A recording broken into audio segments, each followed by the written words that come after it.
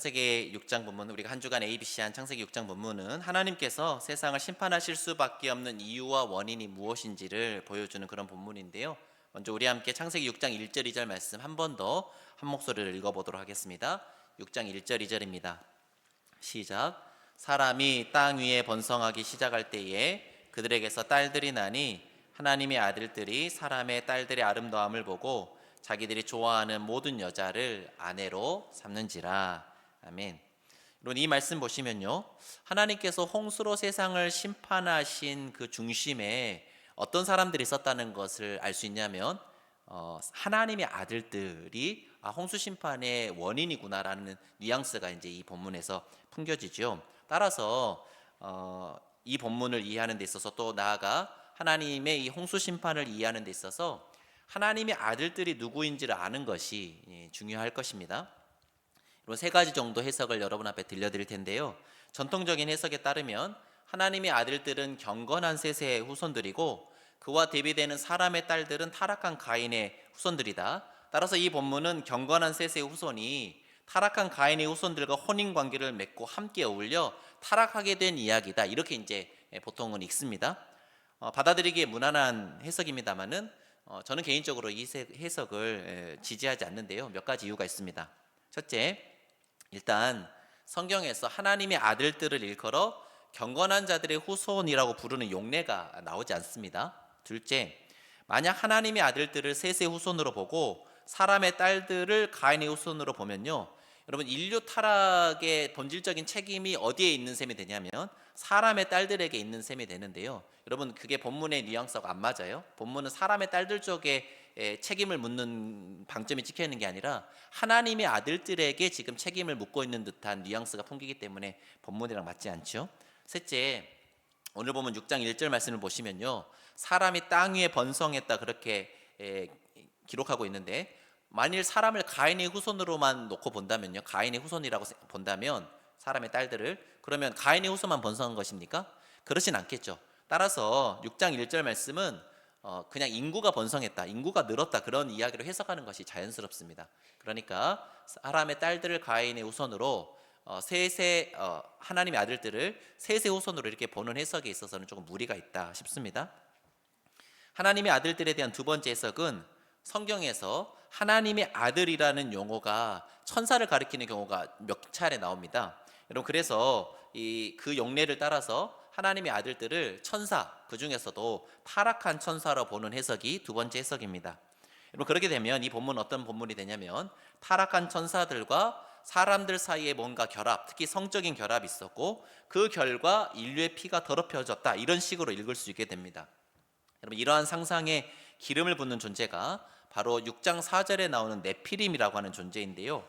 여러분, 신적 존재와 사람 사이의 성적인 결합, 그 결과 태어난 영웅적 존재들에 대한 이야기, 여러분 알고 계시는 이야기들 중에도 있어요. 누가 대표적인 사람이냐면 헤라클레스가 그런 사람입니다. 제우스와 사람, 여자 사이에 태어난 그 그리스 신화에 나오는 헤라클레스가 그런 존재죠. 여러분, 그런 영웅적인 존재들에 대한 존재들이 바로 네필입니다. 이제 그렇게 해석을 하는 것입니다. 하지만 이렇게 해석하는 것도 역시 무리가 있습니다. 일단 성경에서 하나님의 아들을 천사로 읽을 수 있는 용례가 굉장히 적습니다. 어디만 나오냐면요, 욥기서 전반부에만 조금 나오고요, 다른 부분에서는 그렇게 읽을 수 있는 용례가 없어요. 그러니까 일반화시키기는 어려운 측면이 있습니다. 또한 예수님께서 뭐라고 말씀하시냐면 부활 이후에는 우리가 다 천사처럼 돼서 남녀가 혼인하는 일이 없을 거다, 이제 그렇게 이야기하시거든요.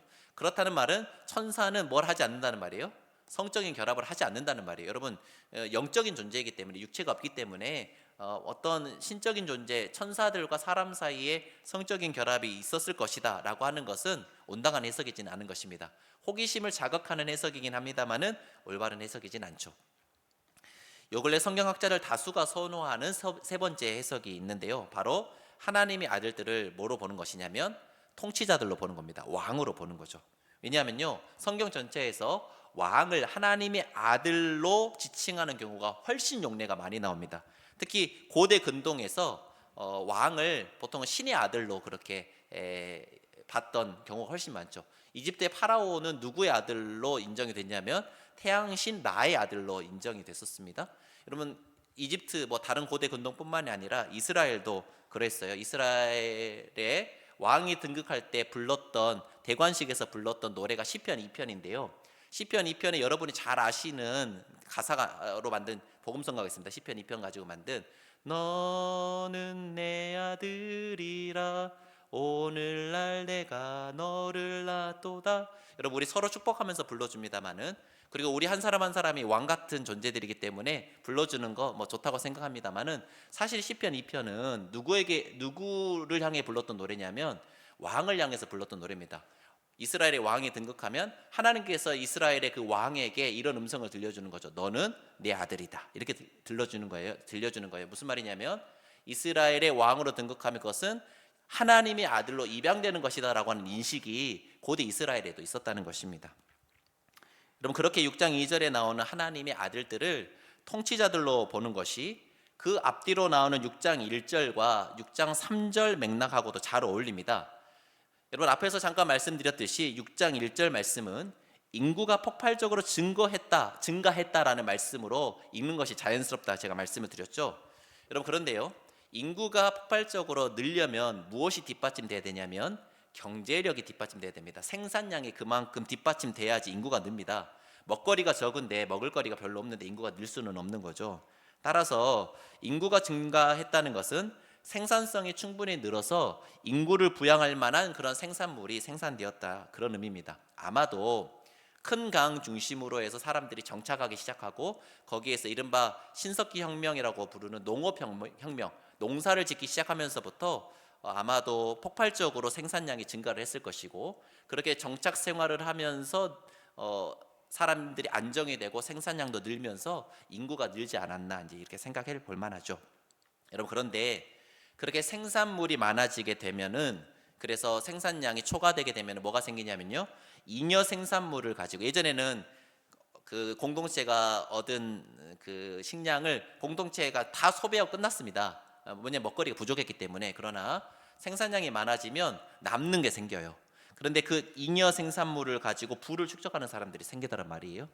여러분 그런데 그렇게 부를 소유해서 자기 재산을, 사유재산을 갖게 된 사람들은 그 재산을 지켜야 되는 또 과제에 직면하죠. 여러분 그래서 어떤 사람들을 고용하냐면 무력을 가진 사람들을 고용하기 시작합니다. 싸움을 잘하는 사람들.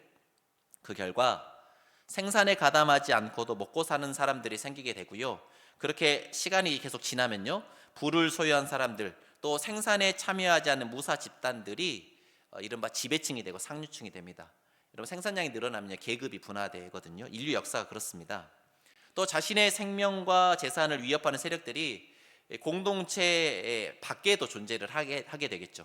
여러분 그러면 공동체 밖에서 쳐들어오는 외적들의 위협은요, 혼자만의 힘으로 감당하기는 어렵습니다. 따라서 어떤 사람이 필요하게 되냐면 군사들을 통솔할 수 있는 군대 지휘관이 필요하게 되는데, 히브리어로는 마기드라고 불리는 이 군대 사령관이 이제 그 공동체에 필요하게 되고, 나중에 이 군사 작전을 지휘할 수 있는 사람이 뭘로 등극하냐면 왕으로 등극하는 것입니다. 그러니 생산성이 늘고 인구가 증가한 결과 잉여 생산물로 살아가는 지배층, 상류층이 생기고, 그 중에서 가장 강력한 힘을 가진 사람이 통치자, 왕으로 등극하는 것은 어쩌면 인류 역사에서 자연스러운 흐름이라고 할 수 있겠습니다. 그렇다면 6장 1절의 말씀의 결과, 즉 생산력 증대에 따른 인구 증가의 결과 6장 2절에 하나님의 아들들 곧 통치자들이 세워졌다, 이렇게 성경을 읽어도 큰 무리가 없는 성경 읽기라고 생각이 됩니다. 그런 관점에서 본다면 6장 4절에 나오는 수수께끼 같은 존재들인 네피림에 대한 해석도 자연스럽게 우리가 해볼 수 있겠는데요. 우리 함께 오늘 본문 창세기 6장 4절 말씀 한 목소리 읽어볼까요? 6장 4절입니다. 시작. 당시에 땅에는 네피림이 있었고 그 후에도 하나님의 아들들이 사람의 딸들에게로 들어와 자식을 낳았으니 그들은 용사라 고대 명성이 있는 사람들이었더라. 여러분 이 네피림이라고 하는 이름을 우리가 어디 가서 다시 만나냐면요, 민수기 13장 가면 이 네피림을 만납니다. 이스라엘 백성들이 이제 정탐꾼을 가나안 땅에 들어가려고 보내는데 거기서 누구를 만납니까? 거인족 아낙 자손을 본 다음에 뭐라고 이야기했냐면 네피림 갔다 왔다, 그렇게 이야기합니다. 여러분 우리는 이 민수기 13장 영향으로 네피림 하면 어떤 거인족들을 가리키는구나, 뭐 타이탄, 신화적인 어떤 존재들, 이런 것들을 네피림 하면 떠올리기가 쉬운데요, 여러분 그런 선입견 다 내려놓고 6장 4절 말씀 한번 읽어보세요. 그냥 6장 4절 말씀 액면가 그대로 읽으면요, 네피림은 어떤 사람들이냐? 고대에 이름이 있었던 용사들이다, 그렇게 되어 있습니다. 뭐 다른 설명이 없어요. 즉 무력을 가지고 영맹을 떨쳤던 자들이 네피림이라는 거예요. 여러분 그렇다면 고대에 무력으로 이름이 높았던 자들은 어떤 사람들이었을까요? 여러분 그냥 농사 짓고 그다음에 무슨 수렵 채집하고 이런 사람들이 무력으로 이름이 높을 일은 없습니다. 무력으로 이름이 높으려면요, 정복 전쟁을 수시로 일으켰던 정복 군주들, 통치자들, 무력을 사용할 수 있었던 사람들, 이런 사람들이 당연히 무력으로 용맹으로 이름이 높았을 것입니다. 여러분 6장 1절에 하나님의 아들들을 뛰어난 무력과 강한 힘으로 왕좌에 오른 통치자라고 이렇게 해석을 한다면요, 그들의 후손들인 네피림 역시 강력한 힘을 가지고 사람들 위해 통치자로 군림하면서 수많은 정복 전쟁을 일으킨 고대 용사들이다, 이렇게 자연스럽게 해석이 되는 것이죠. 그런데 그렇게 강력한 힘을 가지고 사람들의 통치자로 등극한 자들이 그 힘을 선용하면 좋겠습니다만은 보통은 그렇지 않습니다. 여러분 권력을 가지면요, 그 권력을 휘두르 보고 싶거든요. 그러면 내가 조금 힘이 있다 생각되면요, 그냥 거기서 만족하는 게 아니라 연마을 쳐들어가고 막 전쟁 일으키고 그럽니다. 여러분 생각해 보세요. 우리 마을의 지도자가 계속 전쟁 일으켜가지고 내가 그 전쟁 계속 동원되고 또 우리가 생산해낸 물건들 다 전쟁 물자로 다 내야 되고 그러면 그 마을 사람들 평안하고 행복하게 살 수 있을까요? 그렇지 못한 거죠. 여러분 왕이, 통치자가 자기 욕심에 사로잡혀서 마음껏 자기 권력을 휘두르기 시작하면 사람들 불행해지더란 말이에요. 오늘 보면 6장 2절 말씀 역시 이런 맥락에서 읽을 수 있는 말씀입니다. 즉 하나님의 아들들이 자기들이 좋아하는 모든 여자를 아내로 삼았다는 것은 통치자들이 그들의 힘을 자신들의 욕심을 채우는데 거침없이 사용했다, 이렇게 읽을 수 있는 거죠. 그리고 그 결과 성경은 온 땅에 포악함이 가득하게 되었다, 그렇게 기록하고 있습니다. 여러분 오늘 보면 6장 5절 말씀을 보시면요, 죄악으로 물든 사람들의 특징이 나오는데요, 우리 함께 오늘 보면 창세기 6장 5절 말씀 한 목소리 읽어볼까요? 시작. 여호와께서 사람의 죄악이 세상에 가득함과 그의 마음으로 생각하는 모든 계획이 항상 악할 뿐임을 보시고. 여러분 아담의 범죄 이래 죄악으로 물든 사람들의 특징이 무엇이냐면요, 마음으로 생각하는 계획이 악하다는 겁니다. 어떻게 하면 내 욕심을 충족시킬 수 있을까? 어떻게 하면 내 유익과 만족을 극대화시킬 수 있을까? 그런 생각 사로잡혀서 살아간다는 거죠. 여러분 저도 그렇고 여러분도 그렇고 생각으로 참 많은 죄를 짓잖아요. 막 못할 짓도 생각하고 뭐 어떻게든 뭐 미운 사람 있으면 생각 속에서는 막 한번 직접 만나면 그렇게 못해도 생각 속에서는 뭐 마음껏 그렇게 죄를 지을 수 있어요. 그런데 우리가 생각으로는 그렇게 많은 죄를 지어도 우리의 손과 발로는 그 죄가 쉬이 잘 나타나지는 않습니다. 여러분 그러니까 우리 속에 맴도는 죄가 세상에 영향을 끼치기가 쉽지는 않아요. 왜 그러냐면 우리는 그 생각을 실천으로 옮길 만한 힘이 별로 없어요. 권력도 없고 돈도 없고. 그러니까 여러분 마음속에 가지고 있는 나쁜 생각을 실현시킬 수 있는 능력이 여러분에게는 없어요. 문제는 마음속 악한 계획과 생각을 실천에 옮길 만한 힘과 능력이 있는 사람들이 있다는 겁니다. 누가 그렇습니까? 권력을 가진 사람들은 그렇게 할 수 있단 말이에요. 그 마음에 나쁜 생각을 가지고 내가 저놈 땅 빼앗아야겠다, 이게 통치자가 생각을 하면요, 그 사람은 실행할 수 있어요. 우리는 그렇게 생각해도 힘이 없으니까 못하는데, 그러니까 우리 마음속에 있는 죄는 그냥 우리 찻잔소 태풍처럼 여기 안에서 맴돌다가 끝나니까 세상을 악하게 만드는 일에 엄청 우리가 많이 기여를 하지는 못하는데, 힘이 가지고 있는 사람들은 생각하고 실행해버리면 그것이 공동체 전체에 엄청난 영향을 미치게 되더란 말이에요. 물론 권력이 있고 재력이 있는 사람들만 죄를 지었던 건 아닐 겁니다. 각각의 개인들도 죄 가운데 거하며 악하게 살았겠지요. 그러나 온 땅에 포악함이 가득했다는 것은 온 땅에 영향력을 미칠 수 있는 존재들, 즉 신의 아들들로 불린 통치자들의 억압과 압제가 임계점을 넘어갔다는 것입니다. 그렇게 6장 2절에 나오는 하나님의 아들들을 악한 통치자들이다, 이렇게 해석을 하게 되면요, 6장 3절 말씀을 해석할 수 있는 좋은 열쇠를 우리가 얻게 되는데요, 우리 함께 오늘 보면 창세기 6장 3절 말씀을 한 목소리로 읽어보도록 하겠습니다. 6장 3절입니다. 시작. 여호와께서 이르시되 나의 영이 영원히 사람과 함께하지 아니하리니 이는 그들이 육신이 됨이라. 그러나 그들의 날은 120년이 되리라 하시니라. 여러분, 예전 교회학교 이런 데서 노아가 방주를 얼마 동안 지었다 이런 이야기 들어보신 적 있습니까? 몇 년이라고 들으셨어요? 120년이라고 들으셨죠? 120년이라고 하는 근거 본문이 여기입니다. 그들의 날이 120년이 되리라를 하나님께서 홍수로 사람들을 멸하시기 전에 주신 유예 기간이다 이렇게 보고, 노아가 방주를 지었던 기간도 120년이다 이제 이렇게 해석을 하는 거고요. 이 해석이 나쁜 해석은 아닙니다. 어떤 면에서 그러냐면 하나님께서 심판을 작정하셨다 하더라도 바로 실행하는 것이 아니라 사람들에게 돌이킬 수 있는 기회를 주시는 분이시구나 라는 차원에서 해석하면 은혜가 되는 좋은 해석이긴 합니다만은, 그러나 저는 그 해석보다는 어떤 해석을 선호하느냐, 하나님께서 인간의 날, 즉 인간의 수명을 120년으로 제한하셨다는 해석을 저는 좀 더 선호를 합니다. 왜냐하면 그렇게 해석을 하게 되면요, 이 6장 3절은 왜 하나님께서 홍수라는 극단적인 방법을 동원하실 수밖에 없으셨는지, 그리고 홍수 심판을 통해서 하나님께서 하시고자 했던 것이 무엇인지를 우리가 알 수 있는 본문이 되기 때문에 그래요.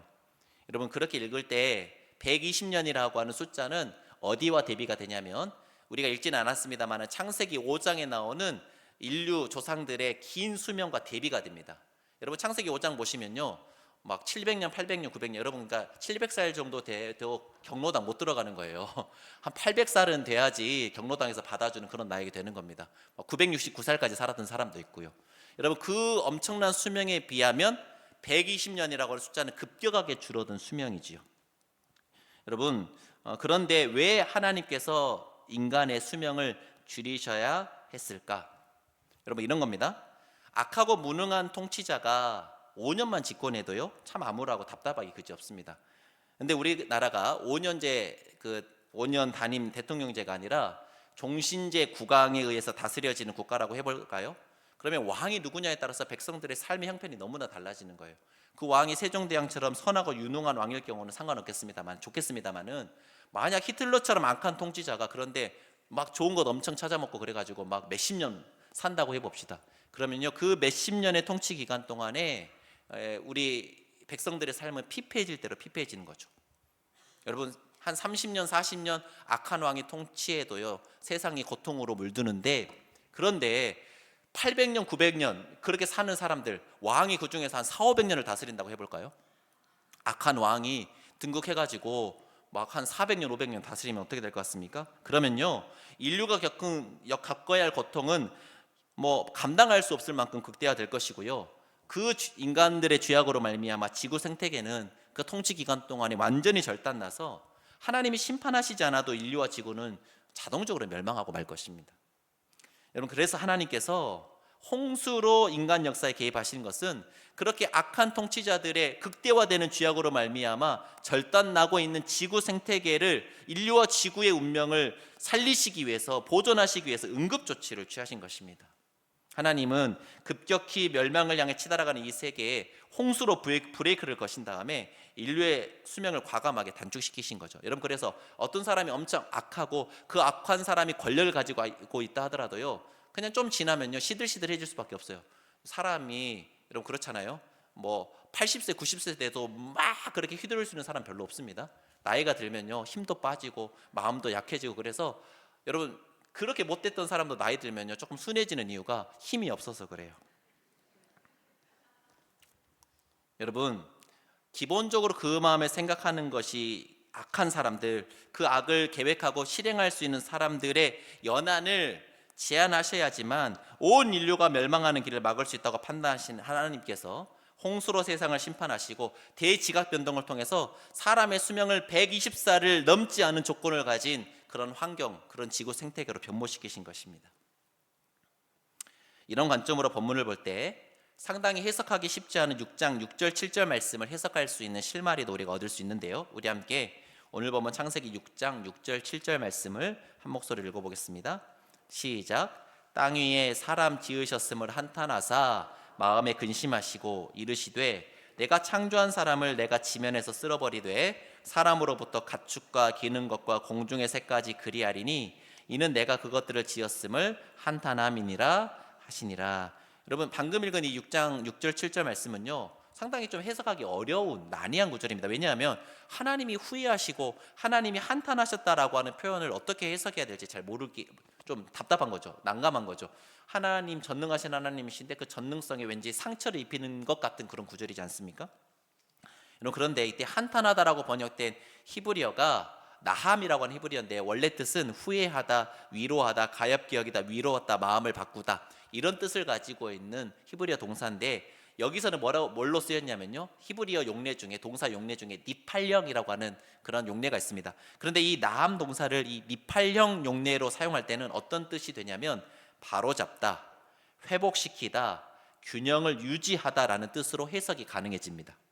즉 하나님이 한탄하셨다는 것은 하나님께서 당신의 창조 행위를 감정적으로 후회하신다 이런 표현이 아니라 어긋나고 균형을 잃어버린 자신의 창조 세계를 바로잡고 회복시키겠다 하시는 하나님의 의지의 표현인 것이죠. 결론적으로 말씀드리면 하나님은 하나님이 아들들로 불린 통치자들의 패역과 압제로 말미암아 포악으로 가득 차버린 이 땅을 바로잡으시기 위해 홍수 심판을 통해 대지각 변동을 일으키셔서 구조적으로 사람의 수명을 줄이심으로 악한 통치자들의 연한을 제한하시는 방법으로 인류의 운명과 지구 생태계를 보호하시고자 하신 것이다. 이제 이렇게 홍수 심판의 이유와 목적을 읽으실 수 있겠습니다. 성도 여러분, 우리 하나님은 자비와 긍휼이 풍성하신 하나님, 노하기를 더디하시는 사랑의 하나님이십니다. 그런데 그 하나님께서 온 세상을 홍수로 쓸어버리셔야 할 만큼 그 비상조치 응급조치를 취하셔야 할 만큼 인간의 죄악은 크고도 무거웠습니다. 아이러니하게도 하나님은 인간의 죄악으로 인해 멸망을 향해 치달아가는 그 세상을 보존하시고자 세상을 홍수로 심판하시는 비상조처를 바라셔야만 했던 것이죠. 여러분 그 비상조처를 바라셔야 했던 하나님의 마음은 어떠하셨을까요?